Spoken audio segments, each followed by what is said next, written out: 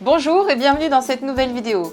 Aujourd'hui, nous allons voir comment moderniser votre style déco dans votre salon ou votre chambre en jouant avec les motifs et les imprimés.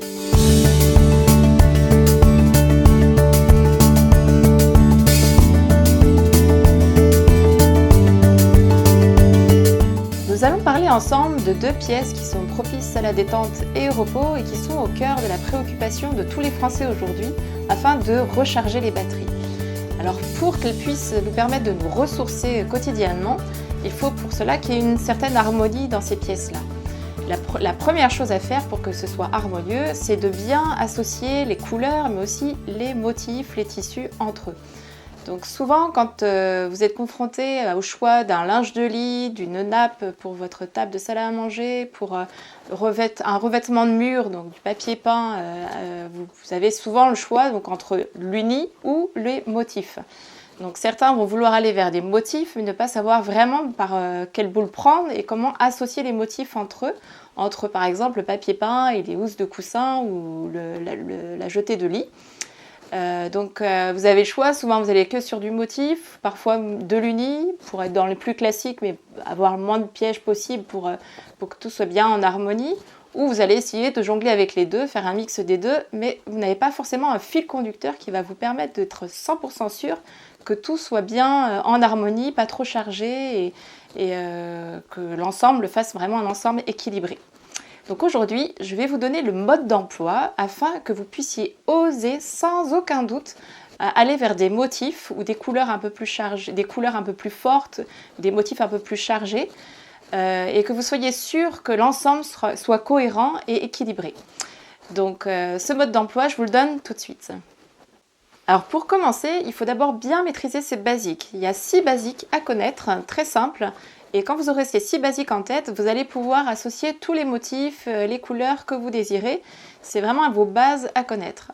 Donc le premier basique, on va dire, c'est donc de répéter les couleurs. Donc on va faire très simple, c'est-à-dire que vous prenez un coussin d'une couleur rose par exemple, avec des pois dessus. Et donc vous allez partir sur cette couleur rose pour choisir votre deuxième coussin qui aura donc cette couleur qui seront complémentaires finalement, qui auront exactement les mêmes couleurs, avec un motif différent. Par exemple le motif d'une encre marine. Vous êtes certain que les deux seront bien associés puisque c'est la même couleur. Vous avez aussi un deuxième choix qui peut être un peu plus audacieux mais qui donnera un peu plus de style, c'est-à-dire que vous allez choisir par exemple une couleur dans un coussin qui a plusieurs couleurs, donc la couleur que vous préférez, et vous prenez cette couleur qui est un peu moins dominante et vous allez pouvoir choisir votre deuxième coussin avec cette même couleur.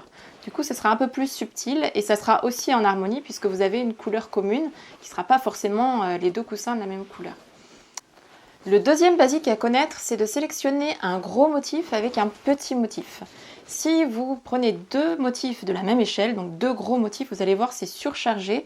Ça va ressembler à l'image comme celle-ci où vous allez vraiment ça va avoir des maux de tête en regardant ces motifs qui vont vous sauter à l'œil. Donc en choisissant un gros motif, comme par exemple un tapis avec des motifs géométriques, donc très marqués, vous allez choisir ensuite des coussins sur votre canapé avec des motifs beaucoup plus petits et qui vont donc apporter l'équilibre à l'ensemble de votre pièce. Le troisième basique à connaître, c'est la règle des 60-30-10. Je m'explique. En fait, c'est une règle qui fonctionne très bien, pratiquement à tous les coups. Les 60, ça veut dire en fait que c'est 60% de vos tissus qui ont des imprimés assez larges, 30% de vos tissus qui soient d'une largeur moyenne, et 10% donc avec des petits imprimés et qui vont servir à équilibrer l'ensemble, donc vraiment à souligner l'ensemble. Donc par exemple, ça peut être comme sur cette photo, 60% ça va être le papier peint, donc avec des motifs assez larges, donc très marqués. Ça va être 30% donc avec des motifs un peu plus petits comme la parure de lit florale qui égaye vraiment la chambre d'enfant. Et les 10% restants, ça va être les rangements dessous. Donc c'est un tissu imprimé avec des étoiles, avec des losanges. Et tout ça va souligner le reste. Donc quand vous regardez la photo, donc tout est en harmonie. Ça pourrait paraître chargé, mais au final, tout est vraiment bien proportionné. Si vous ne faites pas ça, du coup, vous allez avoir ça va être trop contrasté, ça va être écrasant et vos yeux ne vont pas supporter en fait autant de motifs s'ils étaient vraiment tous avec la même proportion 60-60-60. Le quatrième basique à connaître, c'est de casser les imprimés. Donc, casser les imprimés, en fait, ça se fait par l'utilisation de coussins, par exemple, unis. Et ce coussin uni va casser deux coussins à motifs, par exemple. Donc si vous avez deux coussins avec des motifs assez prononcés, et bien en mettant un coussin entre les deux, donc en le mettant en valeur devant, donc clairement en évidence devant et non derrière ces deux coussins à motifs, vous allez donc casser ce rythme de motifs et visuellement votre œil va pouvoir se reposer et non aller faire des allers-retours entre les deux coussins à motifs très chargés qui vont vraiment faire des maux de tête pour le coup. Donc voilà, donc n'hésitez pas donc à casser donc, les motifs par un uni. Le cinquième basique, ça va être de mixer des imprimés à peu près similaires mais de couleurs différentes. C'est-à-dire que vous allez prendre deux coussins, donc vous allez avoir des motifs soit identiques, soit similaires, et vous allez prendre deux couleurs différentes. Et en faisant ça, du coup, vous allez avoir un style peut-être un peu monochrome, mais il va vraiment être équilibré, et un style beaucoup plus simple, plus classique, mais qui passe très très bien, et vous ne faites aucune faute de goût en faisant ça. Vous pouvez voir par exemple sur cette photo donc, des rayures zigzag de couleurs différentes, là, vraiment d'une échelle identique au niveau des imprimés. Et vous voyez que c'est très harmonieux, là c'est vraiment très peps au niveau des couleurs, vous pouvez aussi mettre des couleurs un petit peu plus apaisantes, c'est au choix de chacun. Le sixième et dernier basique à connaître, c'est de mixer des motifs audacieux avec des motifs peu contrastés. C'est-à-dire qu'un motif audacieux, ça va être un motif par exemple large, de style ethnique par exemple, en noir et blanc, et vous allez l'associer avec un autre motif qui va être moins marqué, moins contrasté, et qui va permettre de marier vraiment les deux vraiment habilement, sans aucun problème, sans que ce soit surchargé au niveau couleur ou surchargé au niveau des motifs. Alors maintenant que vous maîtrisez très bien vos basiques en termes d'association de motifs, je vais pouvoir vous parler un petit peu de certains pouvoirs de motifs ou de couleurs qui vont vous faciliter la vie au niveau de l'association de motifs et pour créer une harmonie visuelle. Donc le premier pouvoir dont je vais vous parler, c'est le pouvoir des rayures. Donc les rayures, c'est son fameux pouvoir en fait, c'est celui d'être neutre. Donc neutre un petit peu comme la couleur noire qui est une couleur neutre et qui s'associe parfaitement avec toutes les autres couleurs. Et bien comme le noir, les rayures ont la capacité en fait de pouvoir se mixer avec tous les autres motifs. Donc l'exercice, c'est très simple, c'est-à-dire que vous allez prendre un tissu très marqué, avec un gros motif par exemple, plusieurs motifs et plusieurs couleurs. Vous allez choisir votre couleur préférée de ce coussin et vous allez choisir un tissu rayé en harmonie avec cette même couleur. Donc en utilisant la même couleur de rayure, vous allez voir qu'il va s'associer parfaitement puisque les rayures se mettent avec n'importe quel motif et ça crée toujours un équilibre vraiment très très bien. Il y a un autre imprimé qui a un sacré pouvoir, c'est l'imprimé à poids. Ils ont le pouvoir en fait de pouvoir contrebalancer des lignes droites. Par exemple, ça peut être des rayures, ça peut être des quadrillages, des imprimés Vichy et vous êtes sûr que l'ensemble sera toujours en parfaite harmonie. Par contre, quand vous choisissez donc des poids, vous allez choisir par exemple des gros poids avec d'autres petits imprimés à rayures ou vous allez choisir des imprimés avec des larges rayures ou quadrillages associés avec des petits poids. Mais jamais donc la même échelle pour que ça ne soit pas trop chargé visuellement. Il existe aussi d'autres imprimés, ce sont les imprimés animaux et eux ils ont le pouvoir de s'associer toujours entre eux naturellement. On dit souvent, d'ailleurs les experts de style le disent, donc animal sur animal, c'est vraiment le mix idéal. Donc il faut oser, c'est vrai que c'est des fois un petit peu très marqué, ça fait une ambiance parfois chic, un petit peu plus sauvage, mais vous verrez que quand vous faites le test et l'exercice, vous verrez que tous ces imprimés animaux s'associent vraiment tout le temps entre eux sans aucun souci. Si par exemple vous avez un imprimé à peu près similaire, par exemple l'imprimé zèbre, essayez de jouer aussi sur les contrastes de couleurs, donc quelquefois ça peut aussi faire un effet de style. L'autre pouvoir dont je voulais vous parler, c'est le pouvoir du noir et blanc.